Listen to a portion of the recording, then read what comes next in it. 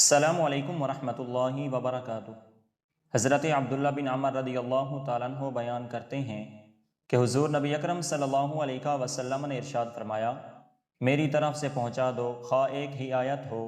بنی اسرائیل کے واقعات بیان کرو، اس میں کوئی حرج نہیں، اور جو شخص جان بوجھ کر مجھ پر جھوٹ بولے وہ اپنا ٹھکانہ جہنم میں بنا لے۔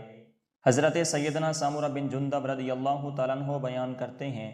کہ حضور نبی اکرم صلی اللہ علیہ وسلم نے ارشاد فرمایا، جو شخص مجھ سے حدیث بیان کرے وہ جانتا ہو کہ یہ جھوٹ ہے تو وہ بھی جھوٹوں میں سے ایک جھوٹ ہے۔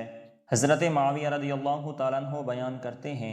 کہ حضور نبی اکرم صلی اللہ علیہ وسلم نے ارشاد فرمایا، اللہ تعالیٰ جس کے ساتھ بھلائی کا ارادہ فرماتا ہے تو اسے دین کے متعلق سمجھ بوجھ عطا فرما دیتا ہے۔